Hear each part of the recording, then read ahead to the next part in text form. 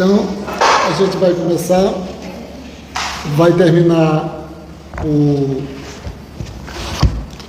as partes que já nos finalzinhos, sertanejo, brabo e poceiro, e uns breves comentários sobre a biografia do bispo Dom Moacir. Hoje nós vamos... a semana vai representar um pouco isso. Mudança, né, de chave dessa parte tradicional do Acre para essa parte que nós vivemos hoje, a partir da década de 80, em diante, tá? Eu já queria ter terminado para coincidir com a entrega da carta de vocês, mas está coincidindo um pouco, né? Eu já recebi a maioria das cartas, né? Por enquanto, as duas melhores foram da Vitória e da Maria Eduarda, e a Vitória me colocou o chapéu, né? Isso aí eu não esqueço não, o meu ressentimento é ilimitado. Você lembra, né, que foi que ela falou. Então, vamos ver se a gente consegue, né, nessa mudança de chave, passar de uma fase, de uma era para outra, se a gente consegue levar alguma coisa, tá, para que a gente se posicione, posicione não no sentido de falar e tudo, mas se posicionar no sentido de entender o sentido do que é o Acre hoje em relação a outras partes do Brasil e aquilo que a gente vive, tá? E que é muito diferente do período até onde nós estudamos, até hoje, muito diferente, totalmente diferente, mas que aquilo, de certa forma, produz um reflexo muito grande para o que é hoje, né? Para o que é hoje, o que é que as pessoas gostam, o que não gostam, o que fazem, o que não faz, né? Então, uma coisa, né, que às vezes ilustra um pouco isso, está vendo, que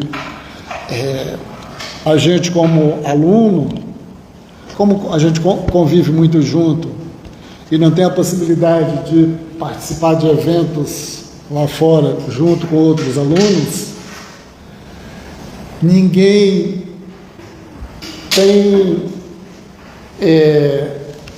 a noção, tá, do quanto é um padrão de aluno diferente, né, dos grandes centros, tá?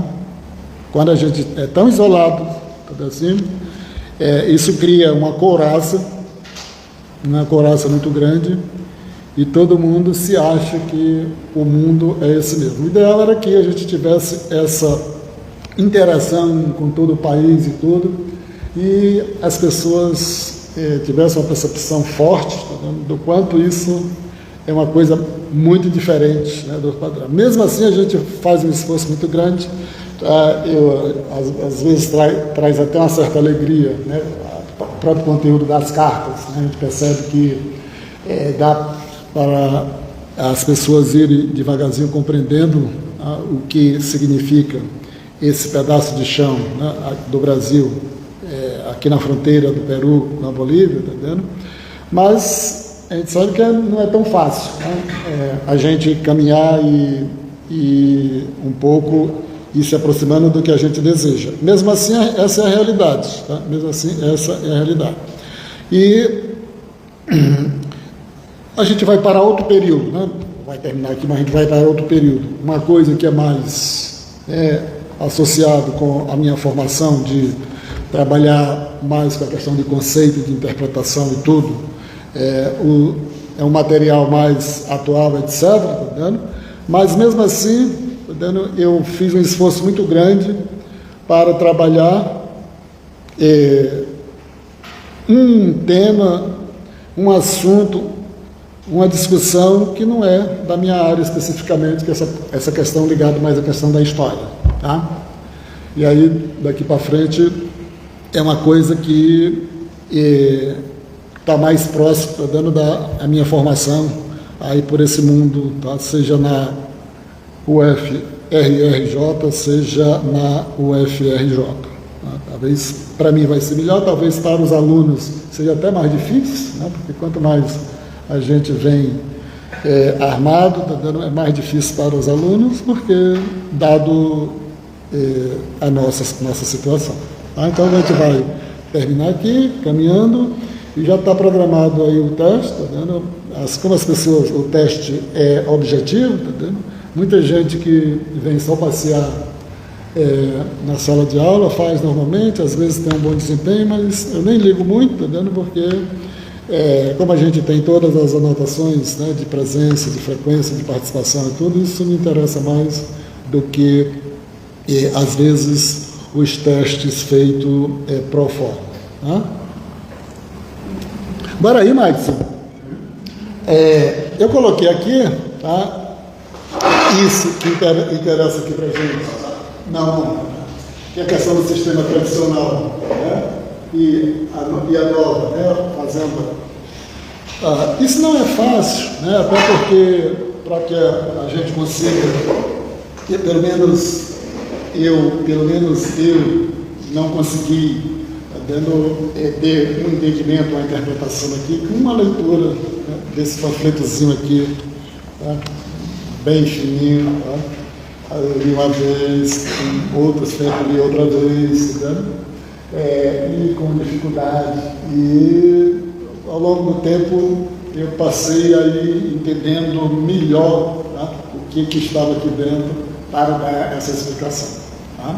Então, até pela questão das cartas, tá vendo? As pessoas que estão mais envolvidas, mais empolgadas, tá vendo? Daqui a uns 10 anos, tá vendo? Vocês revisite, né, algum desses materiais que a gente trabalhou, que facilita bastante, tá, vocês avançarem, darem algum caminho. Evidente, está vendo que se a pessoa, né, já tiver ido embora do ato, coisa parecida, já não interessa mais. Mas se a pessoa pretende, né, ir vivendo e caminhando, sempre é bom ter uma certa interpretação disso aqui. Então, essa aqui, né, a questão da parte rural, tá? Eu estou fazendo isso. Quarta-feira a gente vai ter uma atividade aqui tão fantástica, tá vendo? Que para a gente concluir, para a gente finalizar mesmo, tá? Essa questão aqui. Tá? Então aqui, desse povo que veio desde lá da década de 70, do século XIX, na primeira seca do Nordeste, entre aspas, seca, tá? Depois da seca de 1941, a Batalha da Borracha, a Segunda Guerra Mundial, tá? Isso, de certa forma, dava esse ar que as pessoas se identificavam com esse espaço da Amazônia, viviam de uma forma bastante peculiar, se identificavam mesmo. Né? Isso foi quebrado por várias circunstâncias. Como a gente não está tratando aqui da questão da Amazônia, né, da política, né, do governo federal para a Amazônia, mas chegou um determinado momento que o governo federal adotou um conjunto de políticas que isso aqui não interessava mais para o país. Era algo atrasado, né, algo que não combinava mais, tá vendo, com as atividades econômicas que vinham arrastando, né, essa parte, né, do norte, toda essa parte norte do Brasil.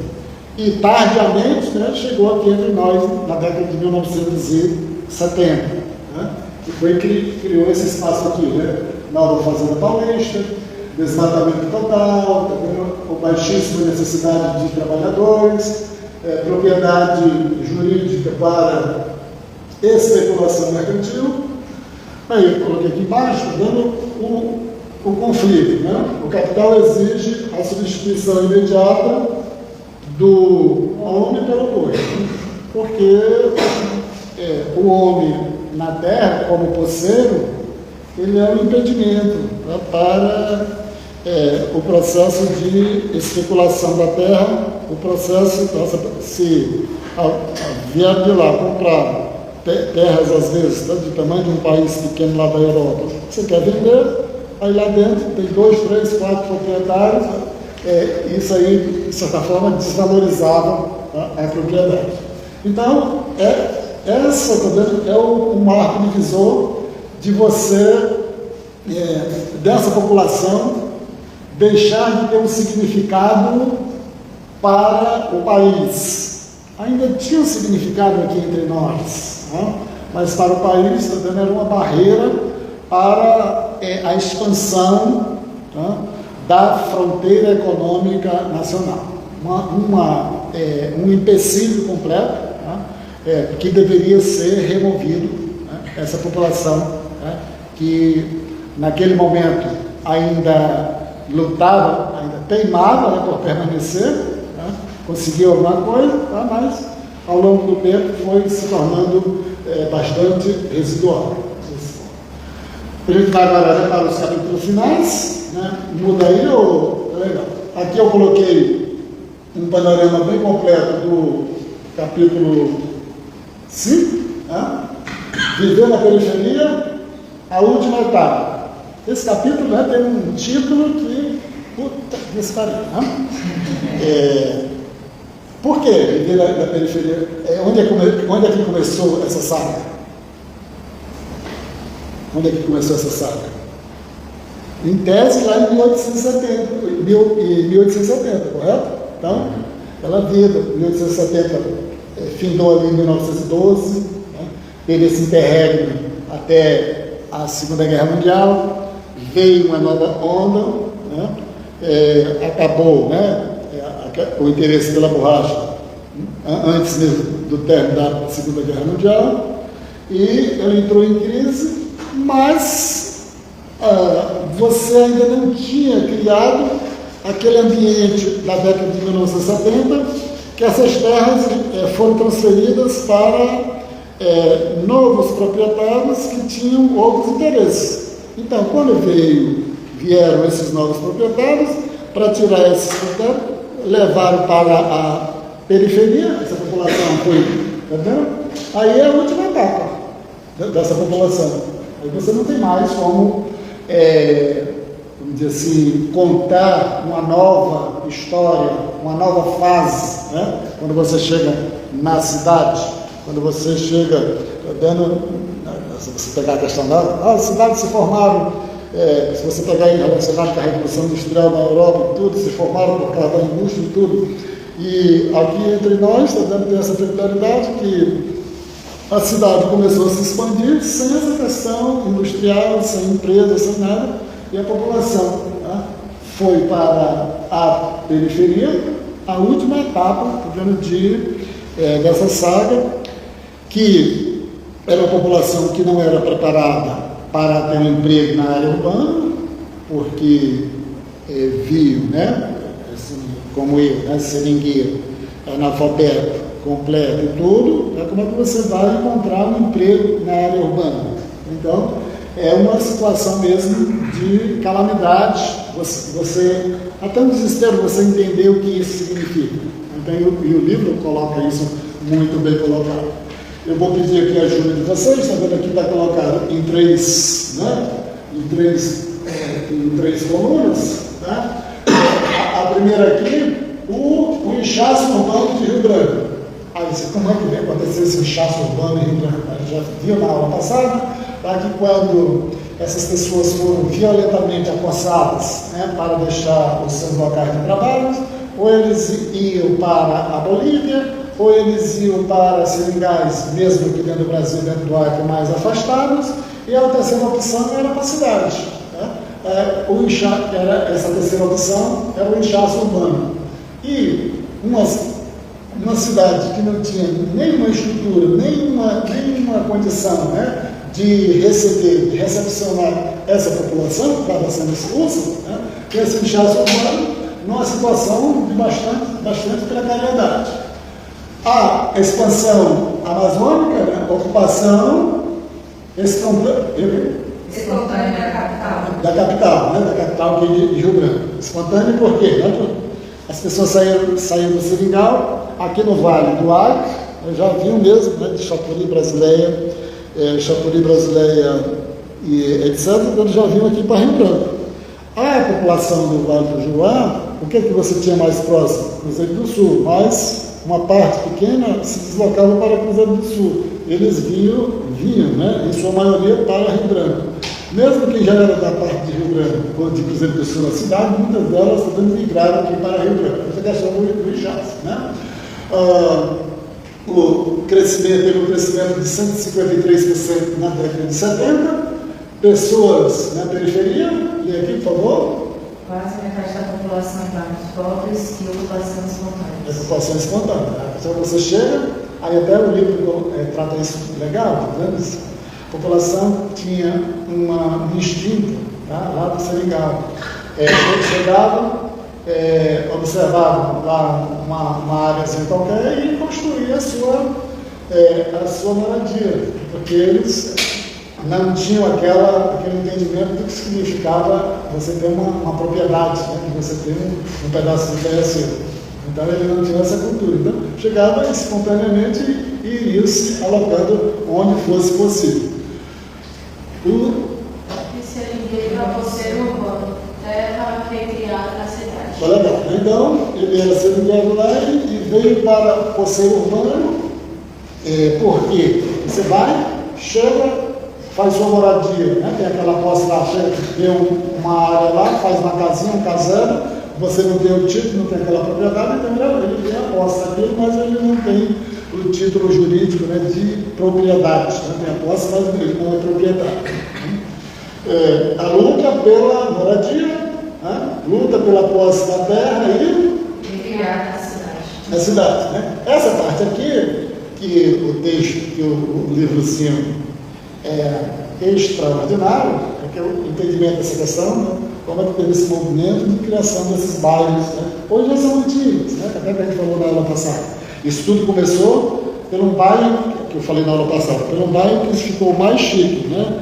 O mais sofisticado daqui de Rio Branco, ali na década de 80, né? Que era chamada Habitats. Hoje em dia, você nem são muito, né? Não é um costume de você já falar em Habitats, ser um bairro, né? Muito conhecido. Mas na década de 80, quando para o povo mais comum falar de Habitats, né? Todo mundo Habitats. Tá? E essa população chegou, foi em direção a Habitats, ali, perto da Cadeia Velha. Rapidamente, né, teve um processo, né, de certa organização, de criação de uma infraestrutura. Aí as imobiliárias, né, o poder público, etc., está dando aqui não é local para vocês. Tá?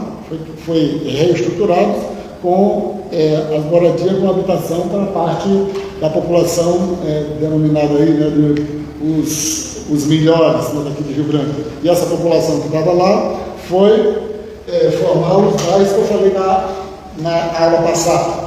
Que de uma jogada só, né, surgiu ali Palheiral, Bahia, etc. Então, aqueles bairros iniciais ali foram criados tanto por quem estava chegando, como por quem foi expulso da Habitats. Né? A Habitats aqui é o bairro 5, né? mas aí, lembra daquela questão do Carneiro, né? A questão de você fazer o processo de higienização? Aí não é local para vocês, né? Então vamos procurar um local para vocês morarem, e aí foi criado aqueles bairros lá, que eu lembro bem, né? Assim, não lembro do local, mas o nome eu lembro tudinho, né? Palheiral, João Eduardo, Bahia 1, Bahia 2, e tinha ali perto, que não era tão novo, já era mais antigo, era o Aeroporto Velho, né? Esses outros que tem ali no entorno já são depois desses que eu estou mencionando, né? Então vocês, tem João Eduardo, Palheiral, no entorno já tem vários, então já não saberia dizer, além de João Eduardo, Palheiral, Bahia 1, Bahia 2, eu não sei mais dizer nem tá? Que tem ali por perto, mas eu sei que tem. Segunda coluna, o mercado de trabalho e sobrevivência. Isso aqui, eu vou dizer de uma forma, né, para vocês, tá vendo? São pessoas, tá vendo, que têm uma interpretação das coisas, que o livro trata de uma forma tão bem trabalhada. Nossa, falar que seria possível eu fazer isso para hoje, né? Uma coisa parecida, né, para o mercado de trabalho hoje daqui de Rio Branco, como o Luiz Antônio Pinto fez, né, ali naquele momento, no final da década de 70. Preste bem atenção nisso, né? A gente está estudando um momento lá atrás, só que hoje nós não temos, dando um trabalho que dê conta desse mercado de trabalho. Lê o trabalho de fulano, eu recebi hoje no mercado de trabalho de branco, que se aproximasse como ele fez isso aqui. Seria uma coisa fantástica, tá? Se existisse hoje. Tá? Só que esse daqui ajuda por demais a gente entender hoje, tá, já que nós não temos um correspondente. Então, mercado de trabalho e a sobrevivência. Primeiro titular, população. Oficialmente ativa, 1979. Tá legal, né? 40 e? 5 mil pessoas. É legal. Então, potencialmente ativo, está dando que poderia arrumar e poderia trabalhar. O que foi que eu disse na aula passada? Tá? Que era para o tamanho da cidade de Rio Branco, era uma quantidade grande de pessoas, um número grande de pessoas. Né? Só que nem eu disse, você mudou uma página de uma economia, tá? De algo insignificante, algo incipiente, algo não dinâmico, mudou para nada, sobrou só, tá? O poder público, que era muito precário também, e o setor de serviços e comércio. E aí, você não tinha empresas, né, na área produtiva ou coisa parecida. Depois veio, tá vendo mais na frente, a construção civil, num determinado momento da década de 1980, absorveu muito dessas pessoas, a construção civil. Mas, mesmo assim, não era suficiente. Você tem vamos dizer assim, um excedente muito grande de mão de obra. A decomposição do mercado formal, a figura do farofa fria. Você ainda lembra quando eu falei na aula passada por que era o farofa fria? O Luiz Antônio, ele é lá da região sudeste, né, de Minas Gerais. E lá tem uma expressão muito comum, eu não sei se quem é de lá, de boia fria, porque se a gente está falando de gente que sofre aqui, se vocês, hoje em dia mudou muito, né, mas os cortadores de cana ali em São Paulo, sul de Minas, etc., tá vendo, era o sofrimento completo, tá vendo? Como se você trabalhasse trabalhadores em condições as mais lastimáveis possível. E ali tinha chamado de boia fria porque eles iam para o trabalho, né, naqueles caminhões, preparavam a boia, a comida 4 horas da manhã, pegava o caminhão e quando ia comer a boia estava fria. Aqui ele passou a chamar farofa fria porque lá em São Paulo eles não tinham esse costume da farofa e o hábito aqui, né, do seringueiro e tudo, a questão da farinha, por isso que a ideia do farofa fria. Tá? Lê aqui embaixo do livro, por favor. Antigos seringueiros contratados temporariamente para o desmatamento no verão. Legal. Então, os miseráveis foram expulsos, né? Os jagunços, né? Os pistoleiros iam lá com a motosserra, derrubavam a casa deles, ou tocavam fogo na casa deles. Eles iam aqui para a cidade em situações mais deploráveis possível. Aí depois eram obrigados a ir trabalhar lá como fazendeiro, os capangas, para fazer derrubada no próprio local que eles moravam. Né? Então, vai ver o tamanho da humilhação desse povo. Né? Aqui embaixo. Sobrevivência depende do trabalho compartilhado de mulheres e crianças. Legal, atenção, colocar aqui. A economia do bico familiar. Repete. A sobrevivência depende do trabalho compartilhado de mulheres e crianças. Legal, então, aí a questão do bico, né? A pessoa não tem um emprego, não tinha onde trabalhar, a economia não tinha como absorver essa mão de obra, aí o pai ou a mãe, tudo tentando ir atrás, né? Lavar a roupa de alguém, passar a roupa para alguém, cozinhar para alguém, limpar o quintal de alguém, o filho vai fazer um trabalho, né? A pessoa promete, vai que eu te dou um picolé, vai que eu te dou isso, entendeu? Então, você ia atrás de fazer bico, tá? Ganhar qualquer coisa para ir e tentar sobreviver. Tá? Até que eu falei, né, que como já é difícil no mercado de trabalho regulamentado, imagina numa situação dessa aqui no Acre nessa época, tá? Se alguém contratava alguém com carteira assinada. De jeito nenhum. Né? Lá em cima, vida e renda, né? Aí tem uma parte aí que eu não estou vendo nada, então aqui para onde eu estou mais estou vendo. Famílias numerosas e baixa renda, 70% com mais de 5 pessoas, por exemplo, bairro do Palheiral e Havaí. Isso, né? Então até o menino que mora aqui hoje é diferente, não é dessa época, ele é uma pessoa da contemporaneidade, ele nem imagina o que era na década de 80, né? É do João Eduardo, né? Então, o bom é que você conversar com alguém lá, nossa, tá vendo como foi o Palheiral, João Eduardo, tudo, de onde é que... Minha família mora lá há uns 35 anos, por exemplo. Aí, mas, com certeza, adquirido de alguém, ele não são originários de lá, né? Que eu estou dizendo. Então, aqui era uma casa que dentro de alguém que veio expulso, está dentro lá da Bidas e tudo, né? Então, o que eu estou dizendo, né? Hoje em dia, nós não temos essa memória histórica, né? Do local onde nós moramos. E às vezes não interessa, né? A pessoa saber, né?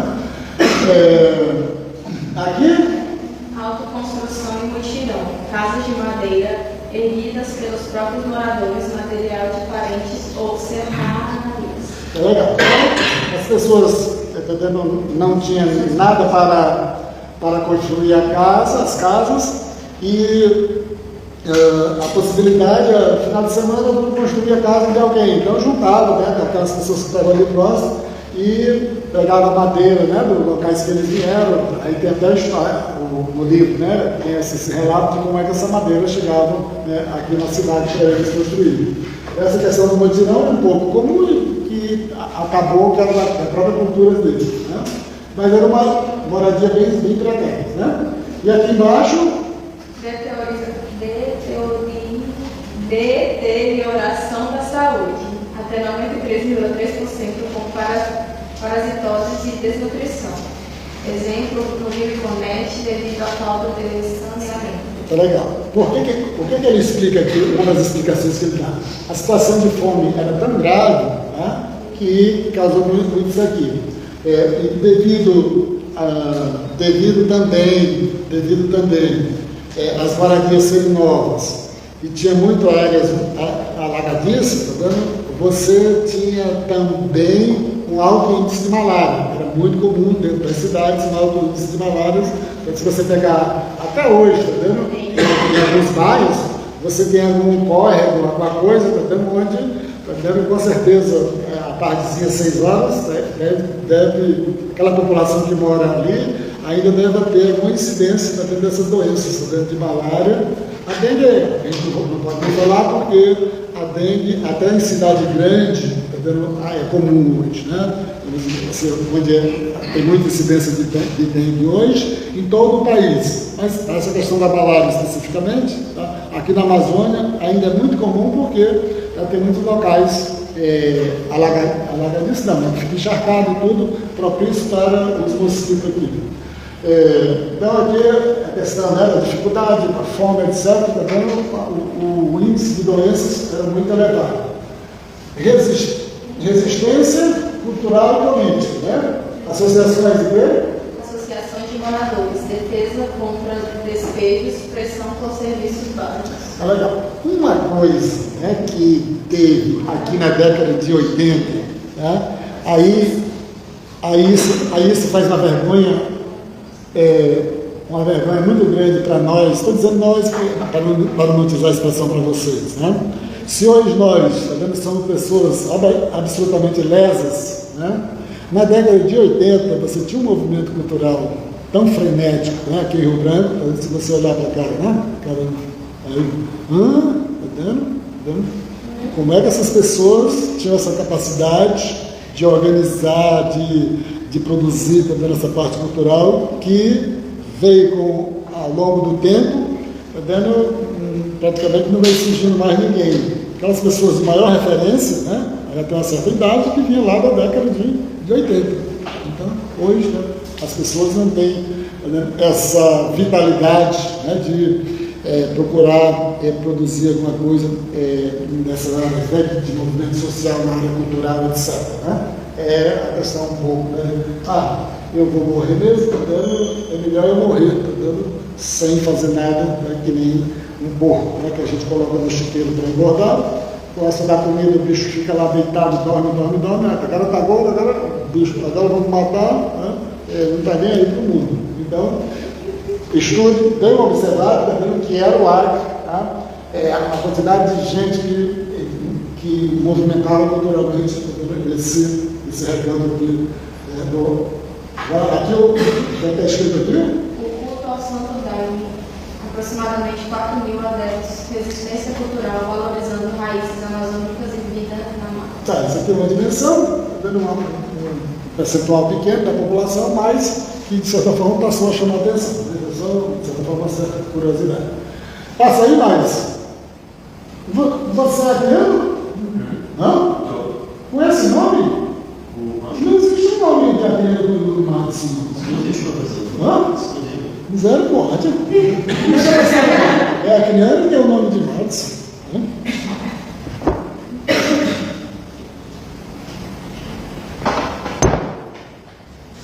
Quem é que não é acriano aqui? Hã? Quem é que não é acriano?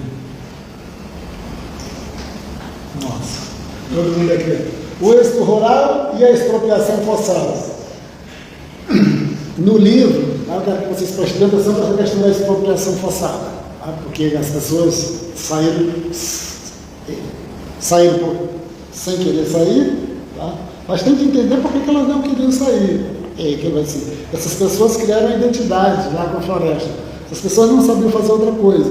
Elas tinham um amor tão grande pelaquela atividade que eles faziam, que você desligá-las, né, daquele coisa, é como se você estivesse acabando com a perspectiva de vida. As pessoas ficavam numa situação,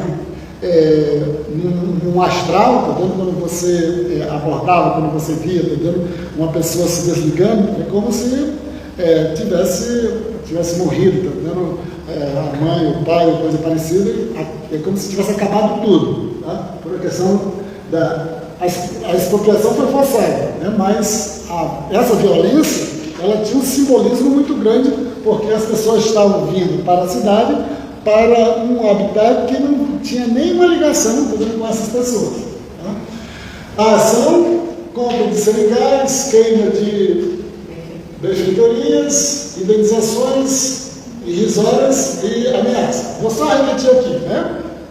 A pessoa morava ali 50 anos, você não sabe nem o que é 50 anos, né? Todo mundo aqui está com 15, 16 anos, morava ali com 15, 50 anos, aí eu chegava lá, os capatazes, né?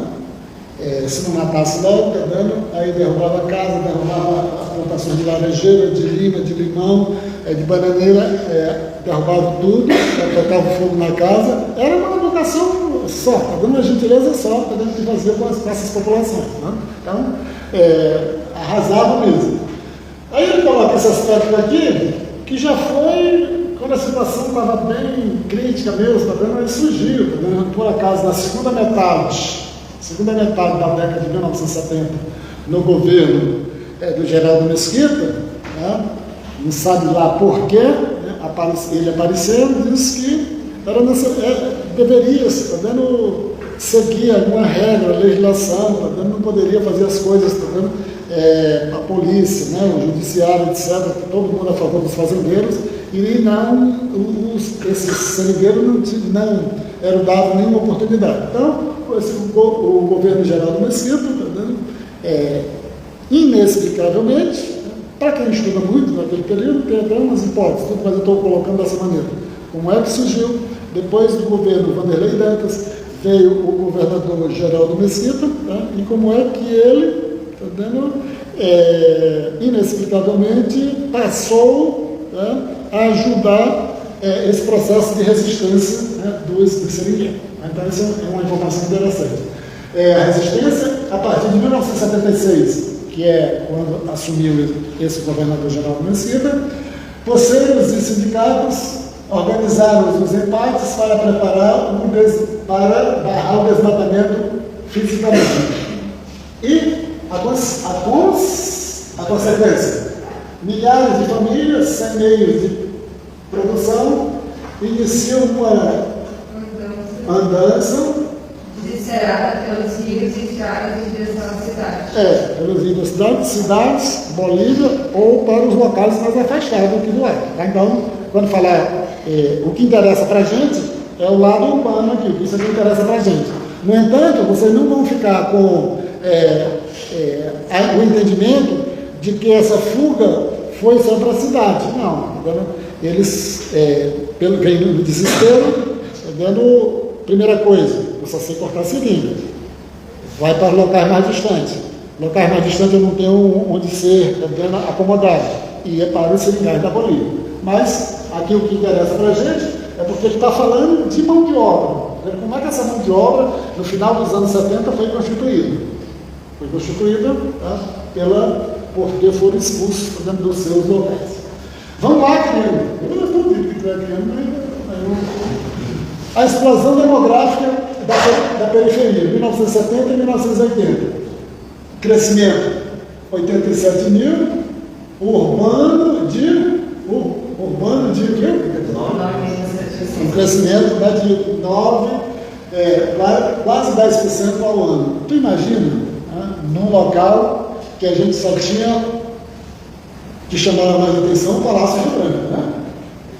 Não tem coisa mais fantástica, mais extraordinária que Rio Branco do que o Palácio Rio Branco? Tem? Não, claro que não. O Palácio Rio Branco eu acho que é a coisa mais fantástica que tem. Ou tem outra coisa? Não, eu não. Tem, Não consegue. Não, mas diz uma outra coisa que poderia ser, além do Palácio Rio Branco.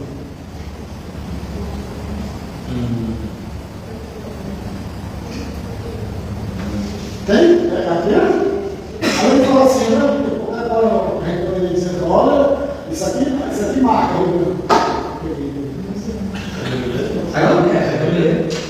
Pode ser.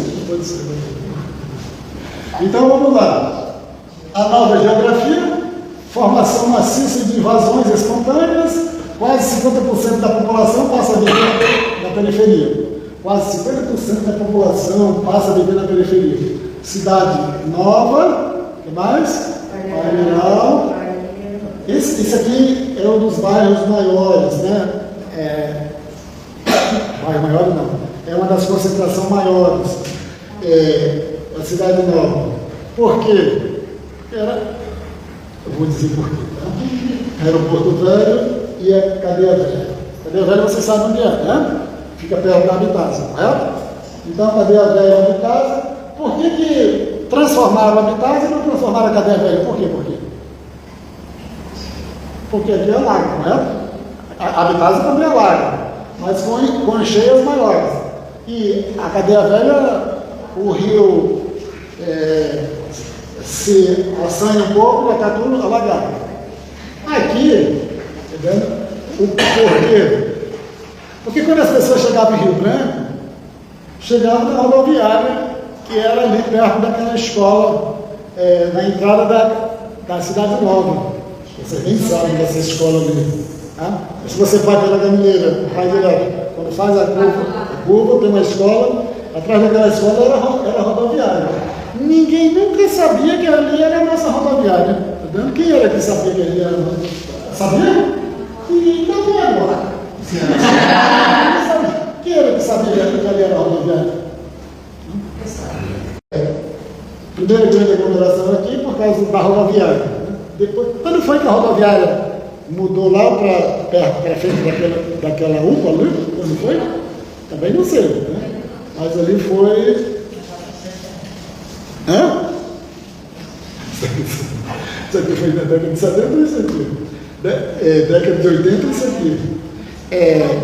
Eu acho que foi ali, não está com 15 anos, né, que tem aquela rodoviária. Não está com... Hã? Não está com 15 anos. Foi em 2012. Hã? 2012. Sim. Tá? Bastante não. Então, só dando uma ideia por que a população da cidade nova é grande, por que continua um bairro popular, porque alarga demais. Vamos lá, Alisson? Especulação e segurança urbana. Tá? Aí você tem toda essa situação, tá? Invasão periférica, ação do Estado, luz, água. Aí quando colocava luz, água, agora tá bom, que nem lá na Bipasa, isso aqui não é lugar para vocês. Vão lá, vão para situações mais afastadas. Valorização do solo, tá vendo? Aí vinham as imobiliárias. Como as imobiliárias, né, é um mercado muito violento e tudo, é fácil de expulsar. Nessa época, a lei era a lei do cão mesmo. Né? E pressão imobiliária, nova expulsão, etc. Então, se você pegar o lado que teve uma expansão mais lenta, né, foi aqui em direção à estação experimental. Ali o quarto PEC, estação experimental, foi algo mais lento. Né? Porque esse bairro aqui, Tucumã, onde eu moro, esse bairro aqui é de 1983, eu acho. Eu estou chutando, mas é dessa época. Isso aqui não tinha nem asfalto para chegar até a universidade, né? Nessa época. Não tinha nem asfalto. Então, demorou mais. Por quê? Demorou mais? Porque eram áreas mais constituídas, tá vendo? Os proprietários, né, já tinham seus títulos e tudo, e não tinha como os moradores invadirem com certa facilidade. É mais fácil você invadir áreas, tá vendo, menos valorizadas, como lá, né, para Sobral, Palheiral, etc. Dá para entender por que se expandiu mais rapidamente, se formaram esses bairros, né, em situações mais precárias.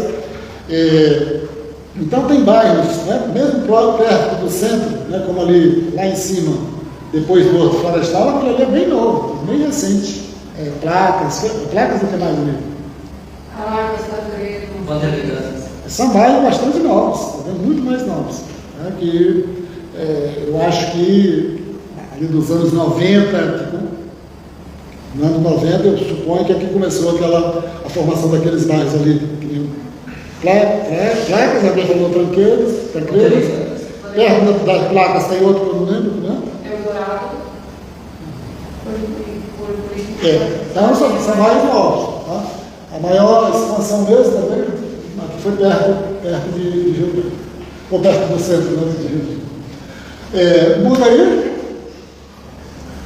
o falso mercado de trabalho urbano, força de trabalho disponível, a realidade econômica. Rio Branco possui economia focada em administração pública e serviços tradicionais sem base industrial. Lembra que eu falei? Né?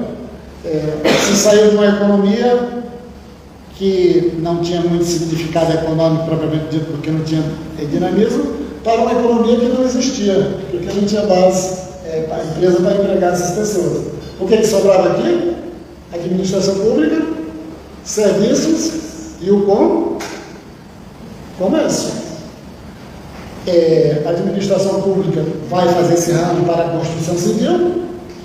Essa questão das imobiliárias, né, fazerem prédio, elas mesmas, né, para vender, isso é muito recente. Recente que eu estou dizendo assim, nos 15 anos. Lá naquela época não, toda a construção civil, todos os prédios, todas as habitações eram feitas também por iniciativa do poder público, porque não era comum. O primeiro mesmo, né, o que é mais conhecido aqui, depois da Bipasa veio, que era um bairro até que se constituiu a Coab do Bossa. Então, se você depois, né, falar da Bipasa, aí onde é que você só mora bem ou não, se morasse na Coab do Bossa. Coab do Bossa todo mundo sabe onde é, ainda dá para lembrar. Superpopulação relativa, vai voltar aqui, né? Que ele dá uma ênfase, com certeza vai sair várias perguntas sobre isso aqui. E tem uma palavra especificamente que é importante dizer quando eu falar isso aqui. Né? O excesso estrutural. A cidade incapaz de absorver a massa de camponeses expulsos. Sobrevivência. Lê aqui, por favor. A imensa maioria é informada para vivos, sob emprego, construção civil temporária e comércio ambulante. Espero que vocês entendam bem aqui. O que me interessa são as palavras, os conceitos para explicar as coisas. Está chamando aqui de superpopulação relativa. Tá? O que significa superpopulação relativa? É uma parte da população, tá, que fica tão à margem da margem, que não serve para nada. Aí ele utiliza uma palavra bem específica para ilustrar isso. Tá? Quando vocês acharem lá, tá vendo? Vocês agarram ela, tá vendo, com as unhas. Aí vocês sabem brincar de unha? Puxar cabelo? Não? Vai não, isso aqui é só gente fina, né? Então, qual é a palavra que ele vai usar aqui?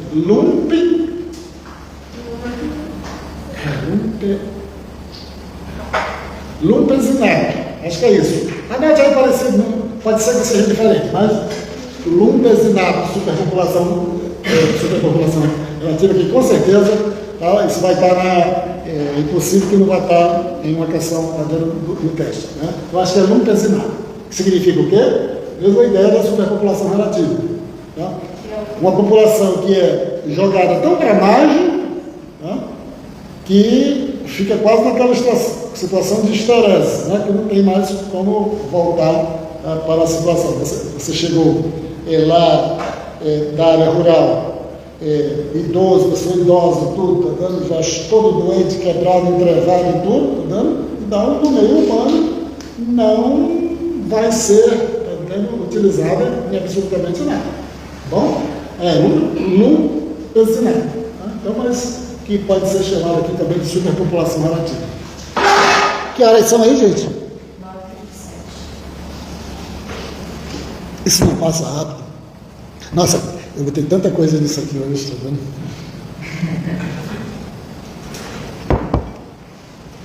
Você é do aqui mesmo? Então passa aqui para mim. Farofa fria. Quem é farofa fria aqui? Ninguém.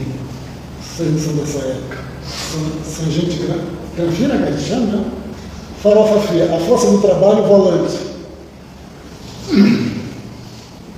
O paradoxo. Ex-seringueiros expulsos pelo fazendeiro volta à mesma fazenda como mão de obra temporária. São os diaristas. Eles voltam para quê? Para derrubar onde eles moravam. Nossa, vamos lá derrubar aquela floresta onde mais moravam. Não é porque eles estavam à vontade, não. Era porque eles eram obrigados, porque no meio urbano não arrumavam emprego, a única forma era ir para lá. O papel do capitalismo, recrutado na periferia apenas durante o verão amazônico para o trabalho pesado, né, derrubada, limpeza. Quando não era do período, né, de maio, junho, julho, agosto e setembro, aí eles tinham de voltar para o meio urbano. Fazer o quê? Nada. Aí os bicos, né? Nossa, tá vendo? Acabou a renda, vamos ver se tem um limpar para limpar, ver se tem aí atrás desses trabalhos que chamam de bico. A proletarização absoluta, sem terra e sem direitos trabalhistas. Assim para a roça ou parte do estatal. Aí, essa situação aqui que ele está dizendo, proletarização absoluta, está dizendo que é um trabalhador típico do capitalismo. Por quê? O que sobrou para ele? Apenas o quê?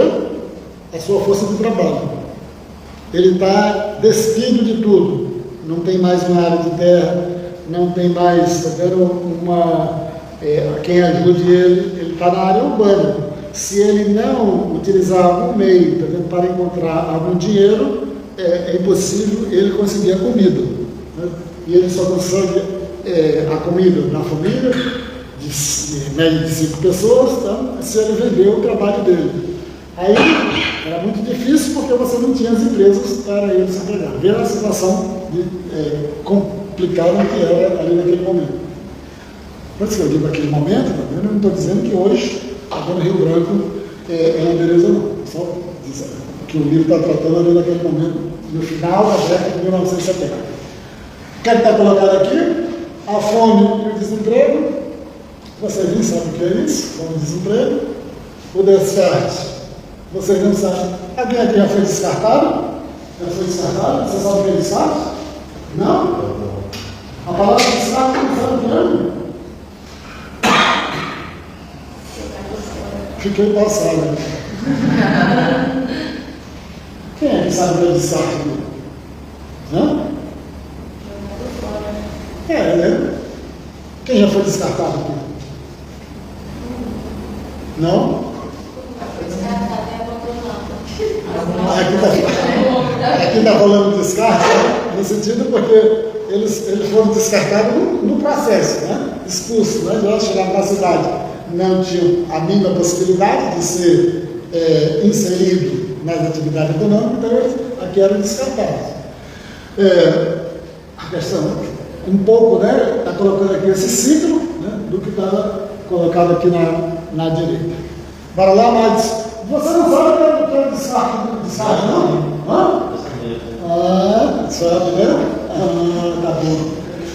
O impacto na estrutura familiar e sobrevivência. O que é que ele vai um pouco lidar lá no livro? Poxa, essa população vivendo nessas condições significa também que essas famílias também vão ser impactadas de alguma forma. O trabalho compartilhado, mulheres e crianças entram compulsoriamente no mercado formal, lavadeiras, ambulantes, para garantir a renda. Mortalidade e desnutrição. A perda da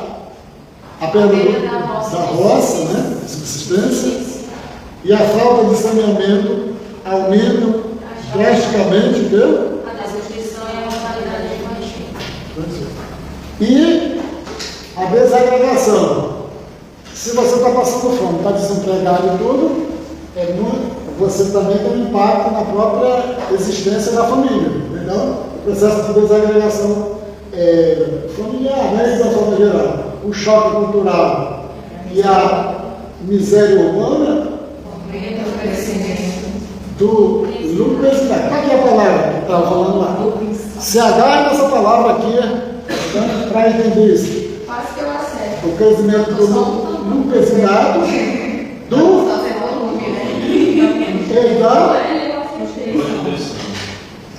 Quem é o que bebe muito aqui? Quem é o bebarrão aqui? Quem é? É o quê? Ô Gabriel, tu bebe muito? Não? Railson, esse sorriso quer dizer o quê? Esse não bebe água. Se beber água, passa mal. Débora, responde aí. Ô Luana. Já passou o tempo. Valeriane. Pergunta a Rayane. Essa não bebe água. Vira uma vira outra, só às vezes. A Cristiane. Bebe não, Não, não é raramente. Sabe o que é álcool, Samir? Hã? Não, eu perguntei se você sabe o que é álcool.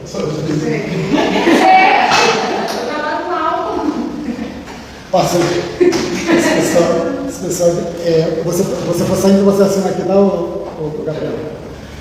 A dupla natureza do trabalhador ariano, hoje. Hoje, quando? Final da década de realidade. Proletário urbano e a ideologia, identidade japonesa. A identidade dele foi quebrada, né, então vamos aqui desse lado. A realidade física, separada de seus meios de produção, transformado em exército de reserva nas periferias, desempregado, em outras palavras, né? A resistência ideológica recusa em aceitar a dominação, o sonho profundo de retornar à terra para trabalhar como produtor livre.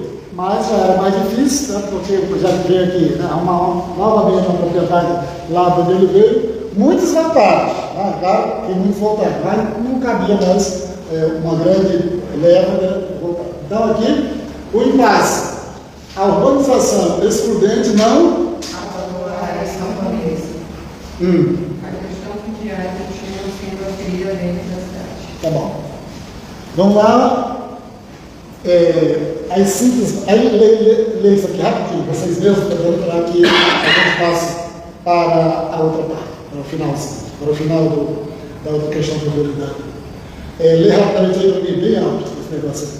Síntese. A matriz dos 100 anos de vingança. Figura histórica. O sertanejo, o bravo, você, o favelado, bafado. Então, marco essas questões aqui, né, que visualmente ajuda no entendimento, né? Então, o sertanejo, né, aqui na questão, né, na figura histórica, a relação com a terra, você o quê? Os latifúndios nordestinos, a imobilização do seringal, a economia autônoma da de posse e a expropriação da periferia urbana. E a lógica da exploração. Relações serviços, fuga da seda, capital mercantil, dívida barracão, subsistência familiar e venda de excedentes, e capitalismo agrário, trabalho eventual, exército e reserva. Então, aqui é o fim. Eu não fico tão alegre porque eu sei que é difícil dar uma ideia completa do que essas pouquíssimas páginas, né, explicam esse processo, que é uma complexidade muito grande. No entanto, no futuro, se alguém, né, tiver a força e revisitar, fazer uma leitura para ter um entendimento organizado e aprofundado, tá? Aí eu acharia uma coisa muito positiva, né? Então, eu não estou dizendo que a gente não tem um entendimento, tem um entendimento, tá? Mas não correspondente ao significado do que esse livro consegue fazer. Agora a gente vai para dentro dessa situação de outra forma.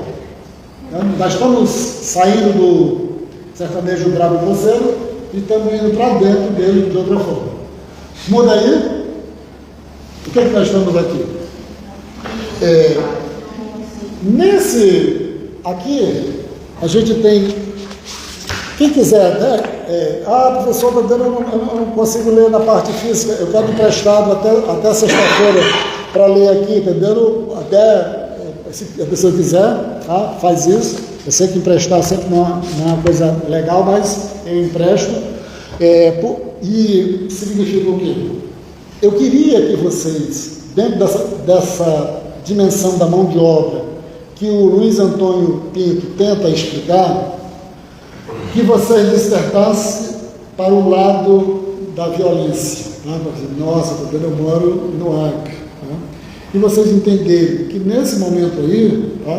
Isso, tá, era um local que a gente não tem muito como qualificar. Não tem. O que é que eu vou fazer aqui? Tá? É a biografia.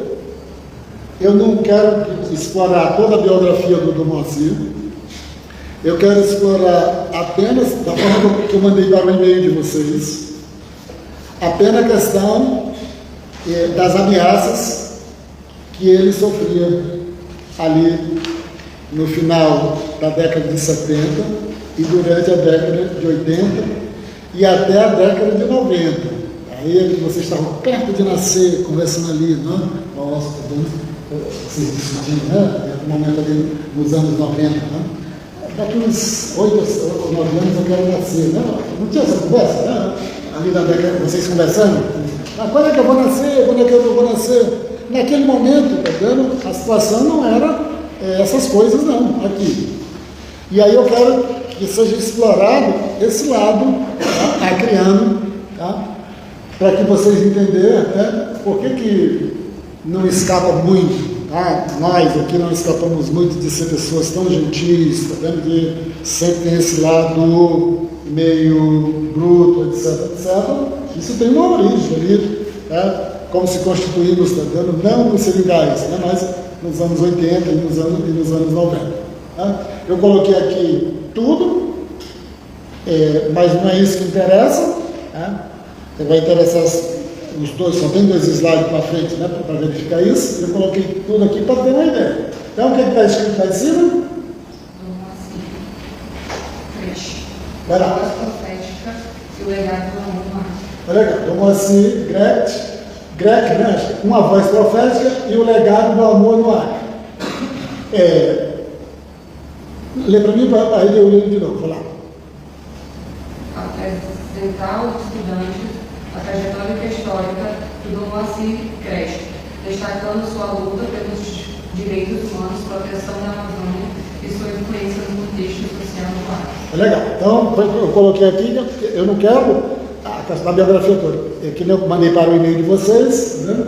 Realçar a luta dele pelos direitos humanos e, principalmente, vendo aquelas partes da maneira que ele era ameaçado. São coisas, estou vendo que se a pessoa está numa área, se a pessoa é uma pessoa urbana, né, em alguma outra cidade, você não vai acreditar que isso acontecia, tá vendo? Aqui no Acre.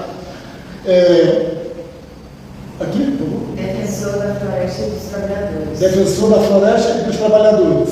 Aliado histórico de Chico Mendes. Lê só os títulos, depois a gente vai. Aliado histórico de Chico Mendes.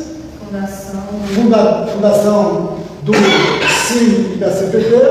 Conselho Indigenista Missionário e da Comissão Pastoral da Terra.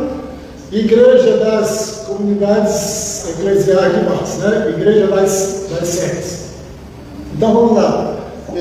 Aliado histórico de Chico Mendes, dá para ler aqui, por favor? Foi amigo e apoiador fundamental do movimento revolucionário de seringueiros e extrativistas em Chapuri. Tá certo. Fundação do CIM e da CPT, né? Aqui, vai lá. Criou organismos vitais para a defesa jurídica e social de indígenas e trabalhadores rurais contra a agrilagem. Igreja das Comunidades de Base. Fortaleceu a organização popular na floresta, ensinando direitos e cidadania através da leitura da Bíblia. Tá bom. Aqui, o que está escrito aqui? Tratamento ao estado. Não. Coragem profética e combate ao crime. Vai lá. Repete. Coragem profética e combate ao crime. Tá. Coragem profética e combate ao crime. O título, aqui. Enfrentamento ao esquadrão da morte. Enfrentamento ao esquadrão da morte. Lê aqui, por favor. Denunciou corajosamente os crimes e cemitérios clandestinos de organizações criminosas influentes no Estado. O último de todos e o servo de todos. é o lema dele, né? Quando chegou aqui em 1973, parece, esse era o lema missionário, né? Dele como clérigo. E Protesto histórico em 1980. quando? Suspendeu todos os atos litúrgicos por 7 dias em protesto contra a impunidade de assassinatos no Acre. Legal, né? Porque aqui teve um assassinato muito emblemático, né? Nesse período, né? Então ele tomou essa medida. Então vamos aqui embaixo, para passar para os 2 últimos slides, que é o detalhamento desse aqui. Cronologia de Marcos Fundamentais. 1972. Assuma pela Zé do Acre e Purus, sucedendo Dom Giovanni Brotti. 1975. Apoia a criação do Sindicato dos Trabalhadores Rurais do Acre. 2000. Presta depoimento decisivo na CPI do narcotráfico no Brasil. Tá bom. E aqui não é uma coisa diferente, aqui não é só informação. Vai. Foto da capa do livro de Dom Moacir Grec, Uma Voz Profética na Amazônia. Vamos por 2 slides que vai ser para você também, que está esquematizado. O alvo dos poderosos. É poderosa? Por que Dom Moacir Greco foi perseguido? A postura, a causa, defesa da floresta, lesão título aqui para defesa da floresta, apoio institucional e voz ativa. Vamos lá, defesa da floresta. Proteção ativa de servideiros como Chico Mendes e os povos indígenas contra a expulsão violenta de suas terras. Apoio institucional. Transformou a igreja em um escudo. O primeiro sindicato rural de Rio Branco foi fundado dentro da catedral, cercado por soldados armados. Voz ativa. Sério. Como é que eu disse também, né? Comunidade Eclesiástica Básica. Vai lá. Fortaleceu as comunidades eclesiásticas básicas e sérias, ensinando os marginalizados a lutarem por seus direitos sociais. Tá legal. Isso aqui são outros temas. Então, hoje em dia, você não vê mais ninguém sentar debaixo da árvore para conversar, para tentar fazer alguma coisa, seja lá qual for. Né? O resultado ameaça ao sistema. O resultado ameaça ao sistema. Os inimigos, o efeito. Latifundiários e grileiros. Incomodados com a resistência organizada que impedia a invasão de terras e desmatamento ilegal. O crime organizado. Oposição direta ao narcotráfico, que usava o Acre como rota livre e fazendas com pistas de pouso clandestinas. Esquadrões da morte. Denunciou publicamente grupos de extermínio compostos por policiais corruptos, desafiando o homem mais temido do Estado, Coronel Hildebrando Pascoal. Não disse nada. A sombra da violência. Táticas de terror e resistência. O terror psicológico. Aí se vocês tiverem a oportunidade, se não for agora, está dando mais em algum momento na vida de vocês vão verificar o que as pessoas faziam ao redor lá do Palácio do Bispo. É uma coisa impressionante mesmo. Né? Terror psicológico. Cartas, vai lá. Cartas anônimas internacionais, Estados Unidos e Europa, contendo apenas frases curtas de ameaça. Tá legal. Então, o que aconteceu? Né? É como se fosse carta vindo lá dos Estados Unidos, escrita, sabe, com 2 palavras, né? Repetida várias vezes. Aí eu não sei bem o significado, porque fazer isso, né? Mas tá vendo? É uma coisa bastante curiosa de vocês, né, entenderem. Lá no livro dá para entender, né? Mas aqui eu não saberia dizer que mensagens estão passando para ele. Segundo, ligações telefônicas incessantes para sua residência, repletas de ironias, palavrões e promessas de morte. Tá bom. Espionagem e infiltração. Vai lá. Infiltração de espiões nas reuniões da igreja e das sedes. Aqui. Agentes disfarçados de jornalistas ou pedindo falsos batismos para acordar nomes e endereços de líderes sindicais. Intimidação física.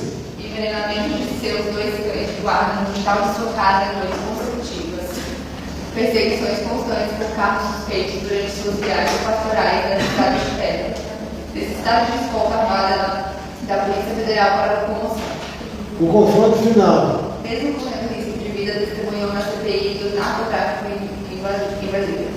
Denunciou seus médios clandestinos e a crueldade do Esquadrão da Morte, ajudando a desmantelar a milícia local. Tá, antes de ler essa parte final aqui, eu gostaria só que vocês entendessem que isso era uma coisa orgânica na sociedade de Rio Branco, de todos os níveis. Não sei se é interessante eu dizer aqui, quando eu falo todos os níveis, eu vou dizer só isso, todos os níveis, não vou nominar não, mas que vocês não achassem, está vendo que isso aqui era algo, era algum pistoleiro isolado, de algum fazendeiro, não. Era algo orgânico da sociedade de Rio Branco, de todos os segmentos mais influentes e poderosos. Né? Para que fique até mais fácil para vocês entenderem.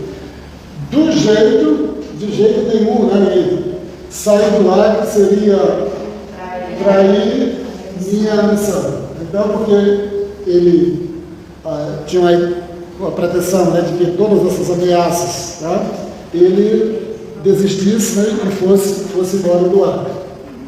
E tem cada relato que são impressionantes a riqueza que tem também das pessoas que trabalhavam com ele. A resposta de Dom Moacir, ao ser questionado do fugiria do Estado para salvar a própria vida. Roda Viva 1988. Acho que acabou com mais. Acabou, né? Então era isso. Quarta-feira a gente tem o melhor momento disso aqui, tá? Para vocês se despedirem. Vocês já se despediram, já choraram, se despediram de alguma vez, tá vendo? De algum familiar e tudo, já, né? Todo mundo já morreu aqui. Então, vamos se despedir desse negócio lá para trás, quarta-feira, para ir para frente para esse período que nós estamos aqui hoje, tá bom? Hã? Vai ter. Não, tem gente que não chora, não. Nesse momento, esse negócio de chorar é só quando a pessoa paga para chorar. Quando não paga, tá vendo? A pessoa não precisa chorar. Não precisa não? Não precisa. Eu aproveito